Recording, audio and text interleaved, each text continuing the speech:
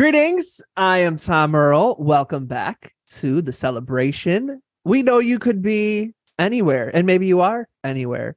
But while you're anywhere, you are here sharing your gifts and your time and your energy, and we mean it. We appreciate it so much. You are valued.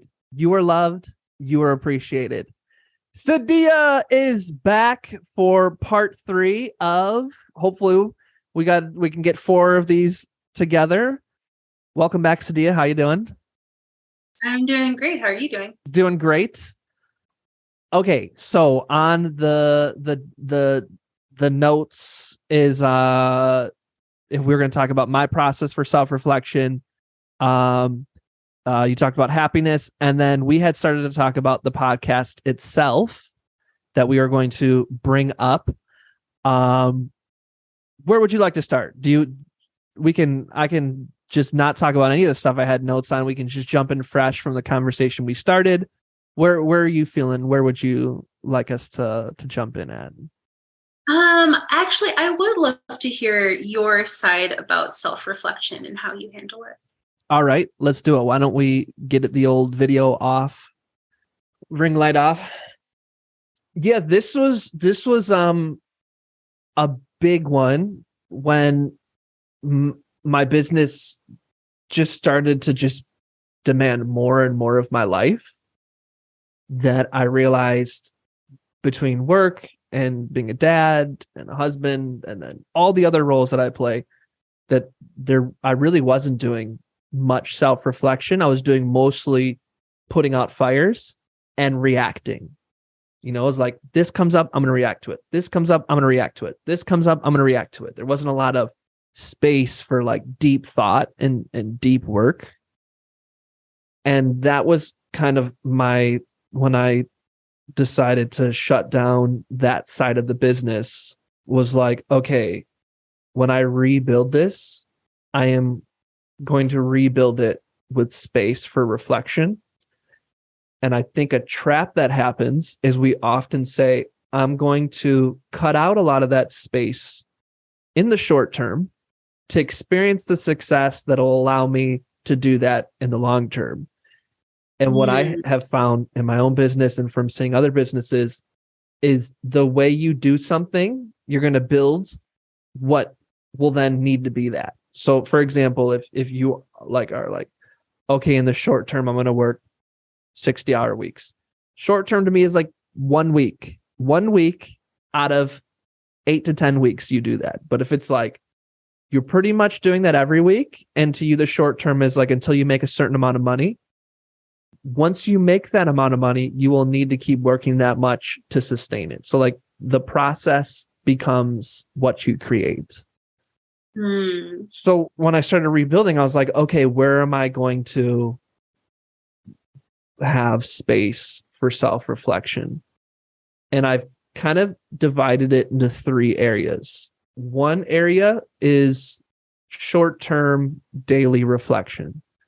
So that looks like doing a workout by myself, or that looks like I used to do this a lot and then I lost touch with it and I've gotten back into it. A big one for me is doing collage art. That's like a great way for me to reflect. Or abstract art. But that's like, maybe for like an hour, I'll do that. The other one is the more deep work, and I need like 5-6 hours to do that kind of deep work. And I need it to be uninterrupted. And so the way I do that is I hike. So I've been doing, for the past month, I have been filling my backpack up with a day's worth of supplies and then going on like anywhere from a 6 to 8 hour hike. And, during that, so like walking is a huge one. It's very helpful for me to reflect. And then I can stop and voice journal, or sometimes there'll be a phone call that I've been putting off, or a dot will connect and I'll text the person and see if they can talk, and then we can like talk things through. But I have that space to just It's not like I do that call and then, oh, now I got to jump into a meeting. It's just having that space. That's like the deep work. And then the kind of third category is learning to feel without adding storytelling to the feeling. So a big thing that I've become really good at is self-soothing. So if I feel really anxious, I pretty much have a lot of emotional and mental tools to calm down the anxiety.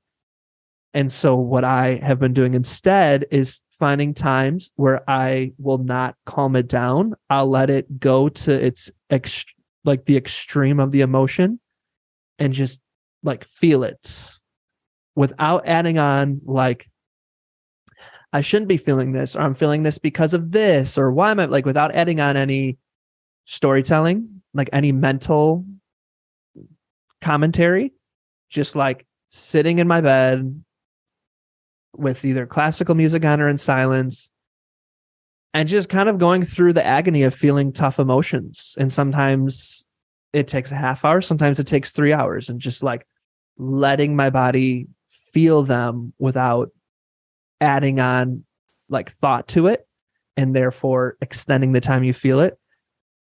That's been a new practice that I've started to do. And I find that the more I do that, the more my body's like, okay, well, here's an emotion that we've been holding on to for a long time.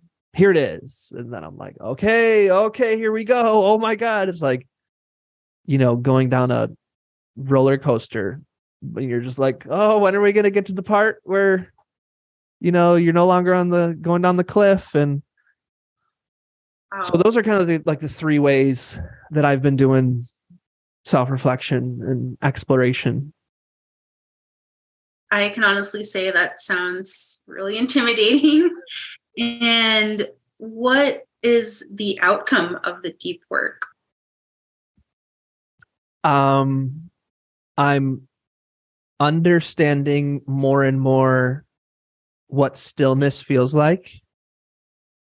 I'm becoming more aware of one spiritual teacher I was listening to was like, think about how often in just your everyday life you are never at ease in your own body. And think about moments like you're alone in your house, you have no meetings, no assignments. There's really nothing going on, but you just are you're just like completely at unease. There's just like a background static of worry and mental commentary.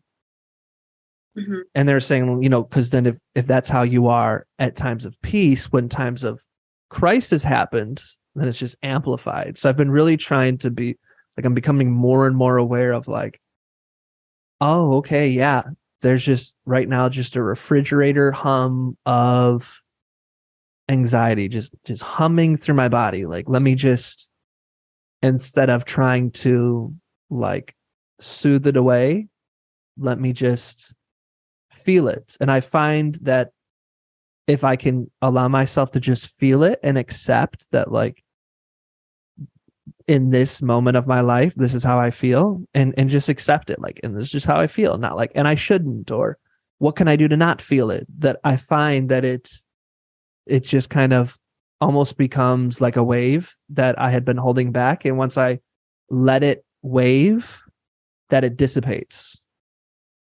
And then you're like, oh, I feel so much better. I guess I just had to, let it like expend itself, like energy. Like I had to let the energy like actually do its thing.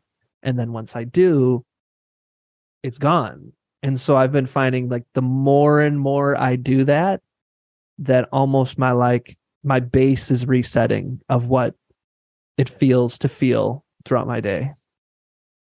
It kind of also sounds like you're describing a clearing out of any old emotions or old negative energy, I guess. Would you say that's accurate? Like once you go through that process, do you feel cleared out? Yeah, I think, and this is kind of like an aha I'm just having now. I kind of had a crossroads in therapy where I had somebody who was really, really good at being like, okay, we're going to systemically go through every single year of your life. And we're going to point out where a lot of this stuff, like you can tie back. Right. So we did a lot of that. And I realized like, okay, it's totally true that this habit can totally come back to this childhood trauma, right? You can totally trace it back. So now I have this knowledge. Okay. Well, what do you do with this knowledge? And then it's like, well, here's a tool, practice this tool. So I kind of started to realize like intellectually understanding where our behaviors come from is helpful to a point. And then after that, it almost just becomes another intellectual exercise. Like it's very helpful to know history, to know how we got here. But then to a certain point, it becomes almost like just another like ego exploration. It's like, okay, now I know. And now it's about like changing my behavior. So I kind of feel like there's a limit to changing your behavior through the intellect. And so I think a part of it was like, there's all these emotions that I've been carrying for decades that I just haven't been feeling. And I think I don't think I need to know where they came from or why I've been holding them, or like I think I can let the intellectual part go and just like you said, like clear it out. And I was starting to feel like the only way to clear it out is to just actually feel it without creating a loop of like, well, where did this come from? Why am I feeling this? Well, I always feel it. Whose fault is it? You know what I mean? Wow, that is powerful. I was curious. I was thinking about this earlier when we were talking about marriages and relationships and marriages, and maybe not having the time or bandwidth to devote to a relationship that as much as you might want to. It reminded me of having grace with yourself. And I know one of your years was the year of grace. I don't remember which one it was. And I was wondering, are you still doing that? I haven't heard anything this year, but I've only listened to a handful of podcasts. It's a great question. I appreciate you remembering that. This is my first year where I'm like not sure what my word is. Okay. And so I haven't been forcing it. I don't know. One of my friends' words was surrender. And I was like, oh, that would be one of the contenders. Mm-hmm. But I think that I don't have it.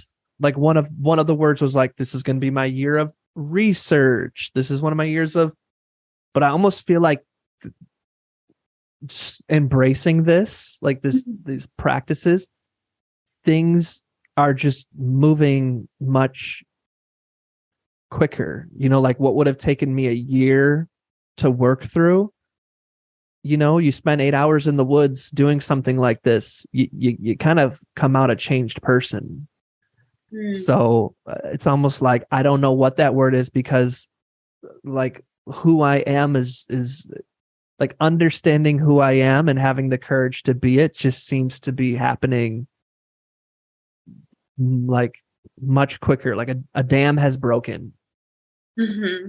And I think a big part of it is I'm trying not to like brand or market or communicate in a like organized way quite yet what I'm going through. And I think a part of that was like, I'm just not in a space to be like, and this is my year of, and do I even want to do that anymore? Like that really started with my year of expression, and that was like valuable and meaning. And now has it just become something that gives me something to say at the start of my podcast? Like, I don't know. So I'm still like wrestling with like my year of as a whole, let alone what word it is. Right. Great question. I appreciate that one. Yeah, I appreciate your answer too. It sounds so real. Well, what's coming up for you on any of this stuff?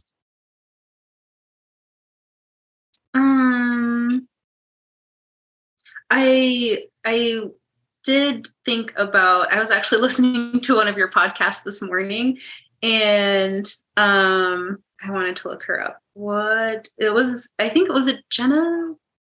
Do you have Jenna? someone? Jana Jana? Joyner. Yep, Yeah, Jana.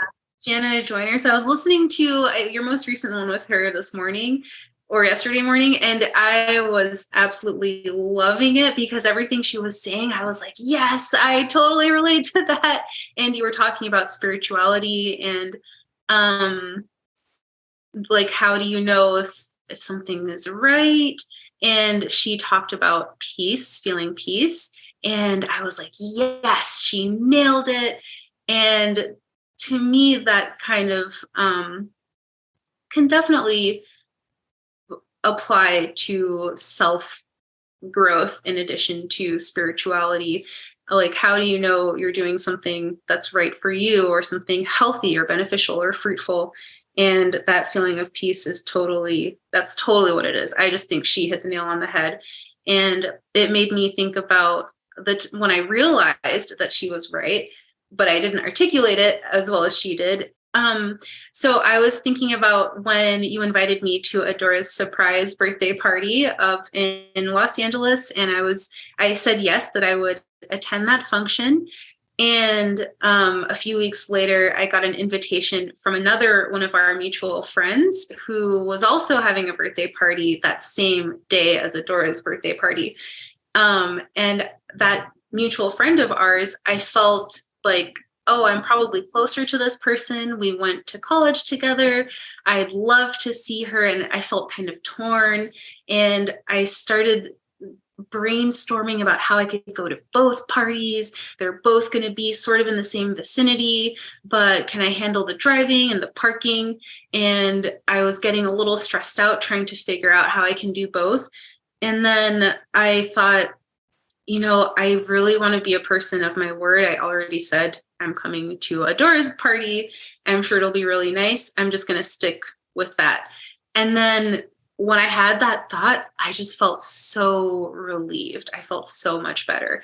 And it was that feeling of peace that's like, okay, this is the right decision. This is simplifying my life. It's it's guiding me into what is the right thing to do, even though it's something that seems maybe like inconsequential, like whose birthday party to go to. But I've definitely had that feeling in other situations and at different times of my life. And it's that not questioning yourself and not questioning your decision that I think it's something really valuable and powerful and helpful. And I don't know, maybe that's a feeling that you get as well during your self introspection time. Oh, that's so interesting. This is what I wanted my podcast to become, where like me and someone else, we kind of like, it's very vulnerable sharing these things about what I'm going through. It's super vulnerable. But I'm like, I think if we talk this stuff through, I think even as I was sharing, I was like, I think a fourth way I self-reflect is finding people who are comfortable having these kind of like big conversations that almost have no ending or answer. And, so us talking it through, one of the things I realized was like, so I'm trying to figure out with our direct connect community, like what is the purpose? Because I don't want the purpose anymore to be to get people an ROI, get a return on investment, to make money. Like those things might happen, but I don't want that to be the primary intention for why I bring people together. And one of the things I was realizing is, it's so hard to trust yourself. Like one of the things with a parent is I'm just like, okay, like, is this the right decision for Jayama? Or is this the moment that 20 years from now, she's like, what the hell, Dad? I'm like, I know exactly the day I made the wrong decision that took us totally down this path. And then it's just like, you can just feel yourself losing trust in your own decisions. And that's when you start having to like ask everyone around you, like, well, what do you think? What do you think? What do you think? Or just, it can be so easy to just stumble into losing trust with yourself and your ability to make a decision. So, I loved how you brought that up, and I loved the criteria that you used. I can, especially if I've made friends with somebody through like a business thing, I can totally see some folks where I'll be like, hey, do you want to hang out? And then and I can totally feel them figuring out like, well, I'm only in town for a couple days and I kind of want to see what my best option is. And I can totally feel it. And I'm like, I get it. And now I know that is where we're at, that I'm like your best option friend. Even for me to Dora, we had somebody who was going to be one of the people marrying us. And then that person got an invite to something more exciting. And they were up front. They're like, I got an invite to this. I can't turn it down. I can't do it anymore. It's like, all right, now I know that our relationship is as long as nothing better comes along. So it's tough. It's really tough to not become transactional in your relationships. It's really, really tough. Well, I forgot to set the timer, but I set it. And so I think we have about 10-ish minutes left on this episode. We can either jump into what we had started to talk about. You'd started to ask me about my podcast, or is there something else that has since come up that you wanted to talk about? Actually, yeah, I think that question that we were talking about earlier totally fits within this conversation. So I was wondering, now that you've changed your business and the whole format of your podcast, what do you get out of your podcast? What I have gotten so far, so my most vulnerable, uncomfortable episodes are the ones that I do by myself. I recorded 4 at one time, and I talked about some of the things that I've been thinking of. Like I did one that was talking about the Los Angeles elections, and I did another one that was talking about just like some things that I usually just talk about with friends. And I was like, okay, how can one of the things that I really enjoy doing is like taking 3 things that are interesting in their own, and they don't seem like they relate at all to each other. And I like connecting them.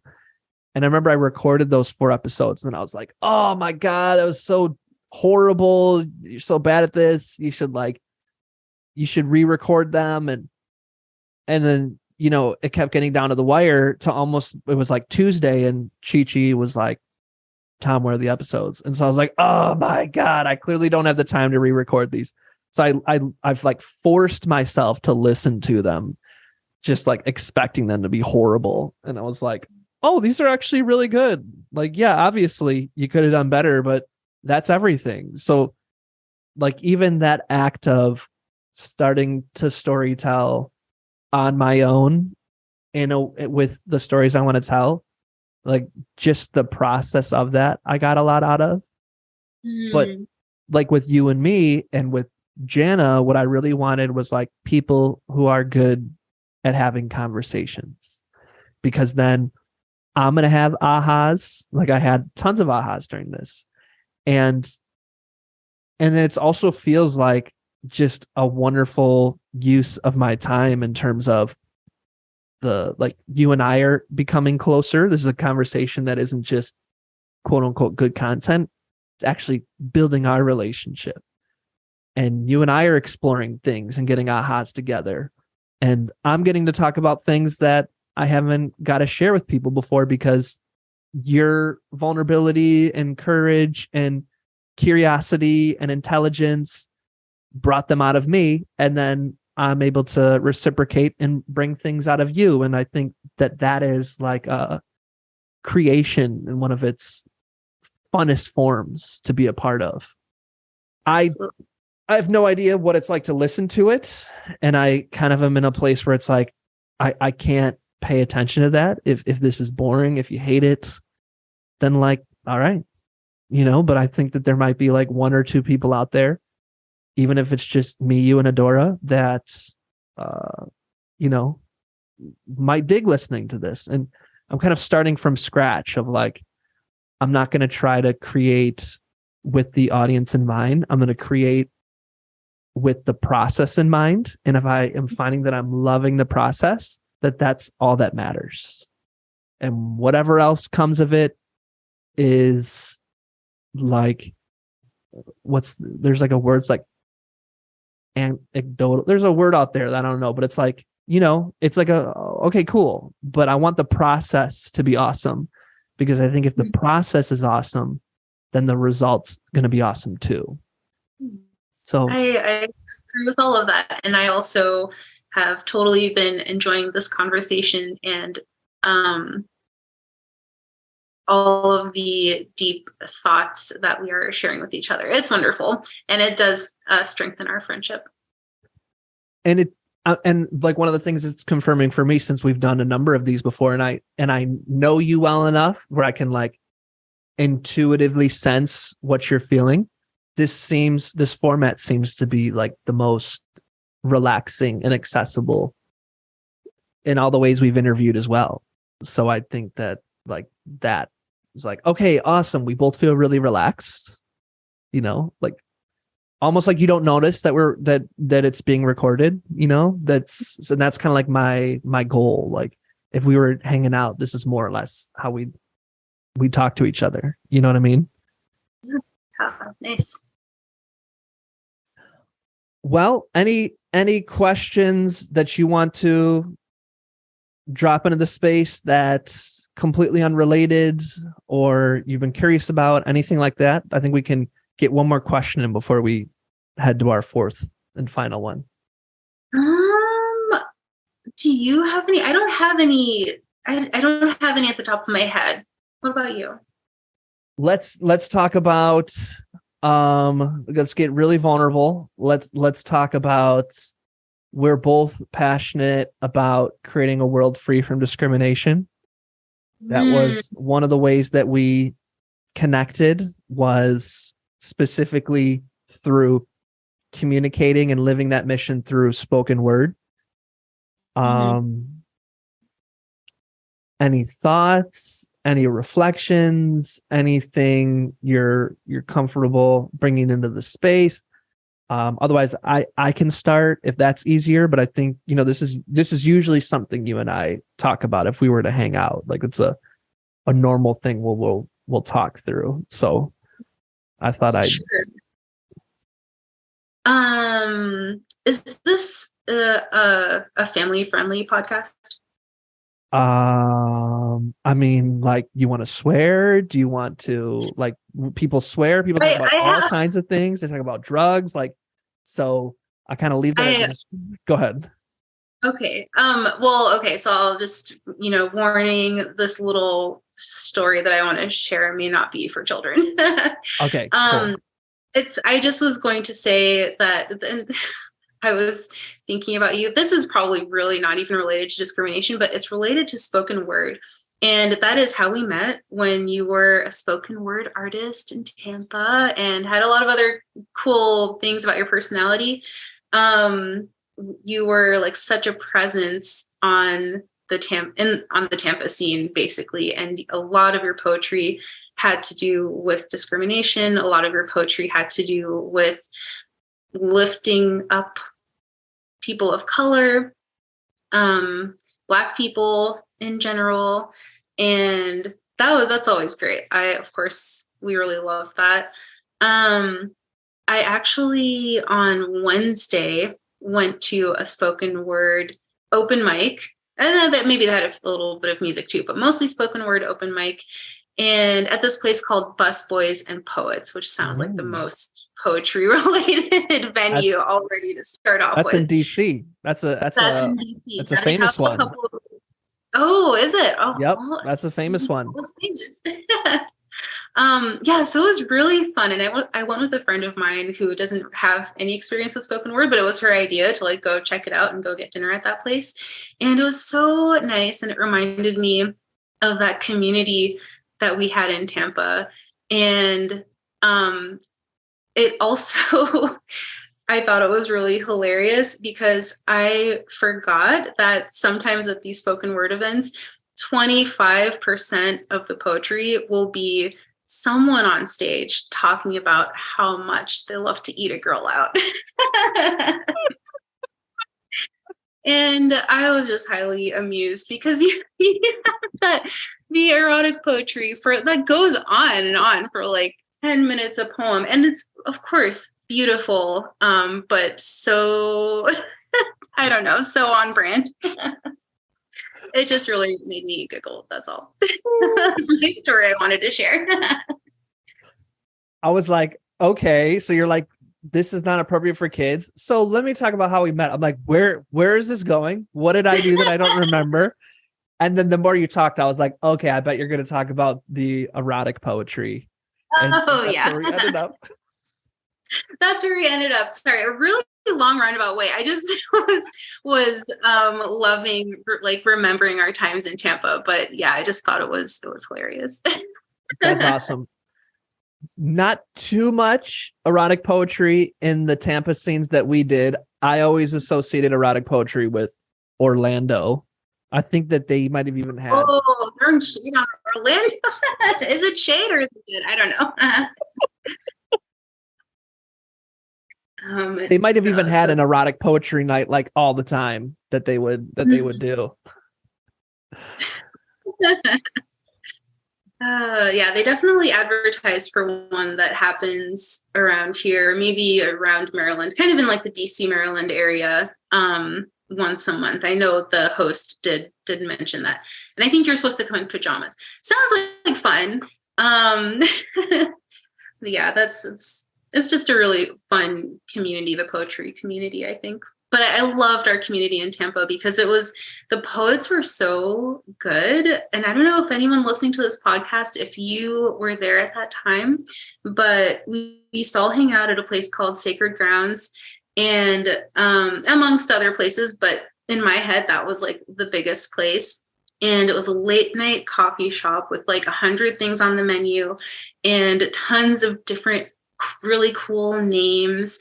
Like for the drink names that you could order, and it's you just knew that there was talent there, and I thought it was so cool because even though I've never been to any other poetry place besides Tampa, I just knew, you could just tell like these people are so good, they're so talented, they're so passionate.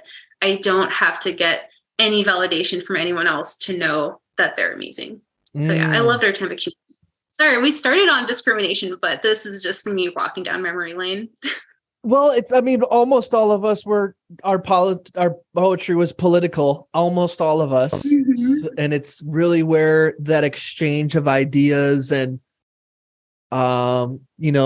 shaping it. And then we would all sit in the parking lot for hours or go to somebody's house and you'd get feedback and you'd continue talking it through. And, and it was like a safe place there. It was kind of not quite yet at the place where people are going to take out their phones and record you and post it. And something you said, someone could edit, 10 seconds out of, and you could either become known for good or for bad. Like it was still very much local. It felt very local.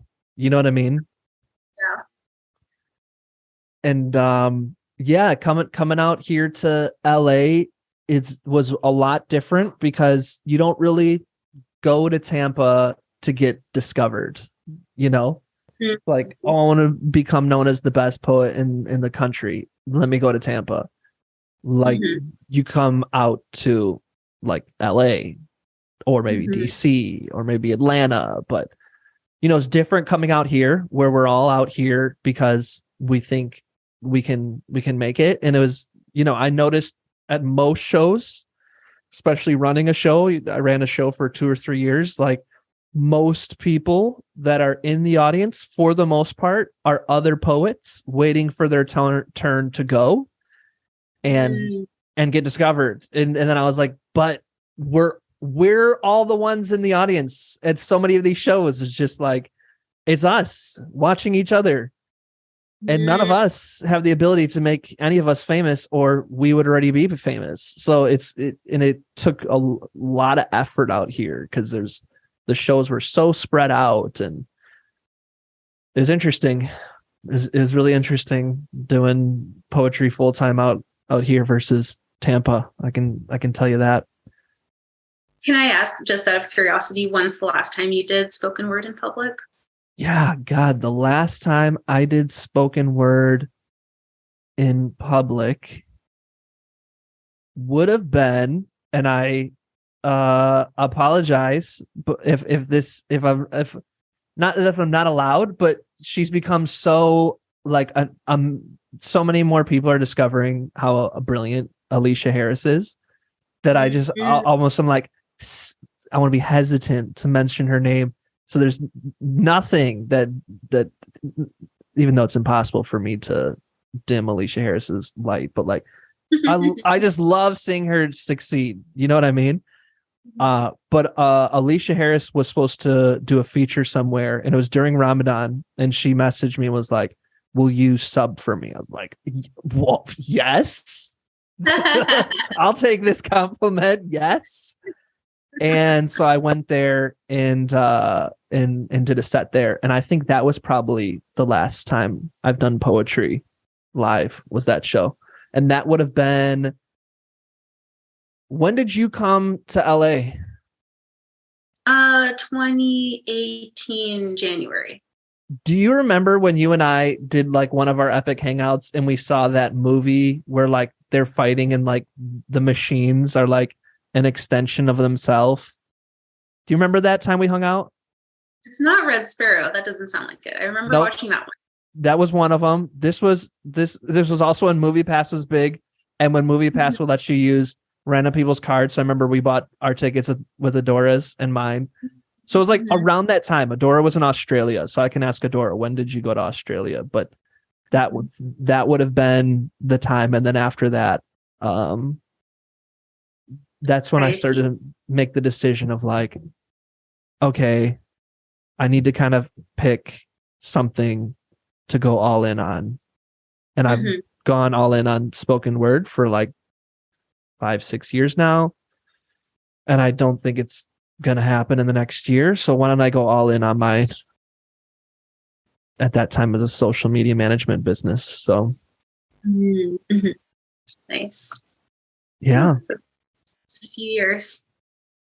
I'm in a place now where I'm like finally ready to start recording music again. Yay! I have been wondering about that. So I'm going to start off by recording music that's just for me to listen to, because I go on these really long hikes. Like I like having things that I can listen to, and I've been listening to my old music. So it's like, okay, I'd like to hear what would be some like new stuff you'd create, but that you create just for the purpose of listening, like of you're the only one who's going to listen to it on your long hikes. So that's kind of what I'm getting into next. And so I'll see where that goes. Nice. Looking forward to it. I know you had been working on some stuff a few years ago and we hung out and you had some cool like beginnings of different pieces that you were working on. So yeah, that's exciting for you, even if I don't get to hear it right away, but that's always a very cool journey. I appreciate that. All right. Well, why don't we pause it here and then we'll jump into our final one, and that'll take us to Jaima will be home and all that fun stuff as well. And I'm sure it's getting late by you. Do you have time for one more? Yeah, we have time. Okay. So where can the good folks out there get at you? Where can they tell you how awesome you are? You can find me on Instagram at Sadiya Sassine. And our community, if you want to support the podcast, if you want to see what we're up to, head to tomearl.me/DCM invite, where, as I already talked about in this, we're really trying to use storytelling to understand a lot of things about ourselves, including how to trust yourself. Sadiya, I appreciate you so much. Looking forward to our fourth and final one here in a second. For you all, it'll be next week. And to everyone who's listening, we appreciate you and we're wishing you peace and blessings. Thank you. One more thing. I'd love to continue the conversation. Feel free to join me at tomearl.com/join. Subscribe below, or let's connect on social media. Tom Earl Artist. Thanks again for watching.